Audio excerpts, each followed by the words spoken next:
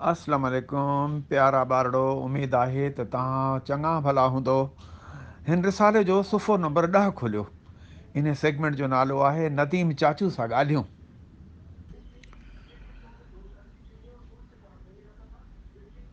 नदीम चाचा, मूंखे ॾाढी कावड़ ईंदी आहे। कल्ह मां दुकान तां कुझु सामान वठणु वियुसि। उते हिकु ॿारड़ी हर मुंहिंजे सामान खे हथु पई लॻाए।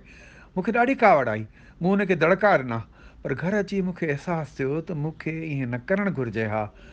थी सघे थो हू मूंसां खेॾणु चाहींदी हुजे। ख़बर न आहे मां ईअं छो कंदो आहियां। तव्हां ई ॿुधायो मां पंहिंजी कावड़ खे कीअं क़ाबू कयां। जेकॾहिं मां ईअं ई कंदुसि या ईअं ई कंदो रहियुसि त को बि मुंहिंजो दोस्त न बणिजी सघंदो।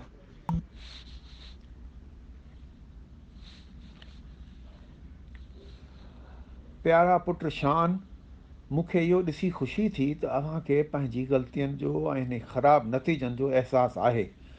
अक्सर असांखे कावड़ तॾहिं ईंदी आहे जॾहिं असां सां कुझु ग़लति थियण वारो हुजे या थी रहियो हुजे। असां ग़लति थींदे ॾिसूं था या असांजे सब्र करण जी सलाहियत ख़तमु थी वञे। हिकु राज़ जी ॻाल्हि ॿुधायांव, कावड़ करणु सदाईं ख़राबु ॻाल्हि न हूंदी आहे। कावड़ कॾहिं कॾहिं अव्हांखे पाण ॿियनि सां गॾु कुझु ग़लति थियण ते खां बि महफ़ूज़ बि रखंदी आहे। इहो सम्झणु ज़रूरी आहे त असां कॾहिं बि कावड़ में पंहिंजो पाण खे या ॿियनि खे को नुक़सानु न रसायूं। शान पुट, जेकॾहिं अव्हांखे कावड़ अचे थी त इनखे क़ाबू में रखण जो हिकु हलु आहे। अव्हांखे कुझु अहिड़ो करिणो आहे जो कावड़ ॾियारण वारी शइ ऐं इंसानु या इन हालति खां अव्हांजो ध्यानु मटिजी वञे।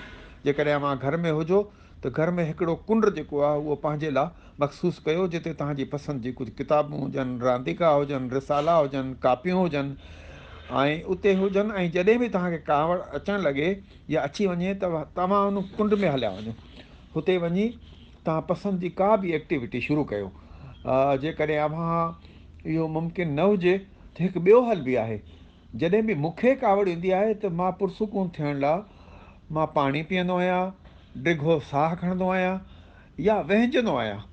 कॾहिं कॾहिं मूंखां आसान वर्ज़िश करण सां बि मूंखे फ़ाइदो थींदो आहे। या पोइ तस्वीर ठाहींदो आहियां ऐं उन सां बि फ़ाइदो थींदो आहे। पंहिंजी पसंदि जी का नज़म पढ़ी छॾंदो आहियां, उन सां बि मुंहिंजी तबियत सुठी थी वञे। ऐं जॾहिं अव्हांखे महसूसु थिए त अव्हांजे कावड़ ख़तमु थी वई आहे त सोचियो त अव्हांखे कहिड़ी ॻाल्हि जे करे कावड़ आई हुई ऐं इन लाइ कंहिंसां ॻाल्हाए मसइले जो हलु निकिरी सघिजे थो। घणो करे मसइला अहिड़ा हूंदा आहिनि जंहिंजो हलु ॻाल्हि ॿोल करण सां निकिरी ईंदो आहे। शान, मूंखे उमेदु आहे त अव्हां कावड़ खे क़ाबू करण जूं कुझु तरक़ीबूं सिखी छॾियूं हूंदियूं। अव्हां इन्हनि जी मश्क़ कजो ऐं पंहिंजे दोस्तनि ऐं घर वारनि खे बि ॿुधाइजो। सदाईं यादि रखिजो त अव्हां मुल्क जा फ़ख़्रु आहियो, मुस्तक़बिल आहियो। सदाईं अव्हां जे लाइ खोड़ दुआऊं।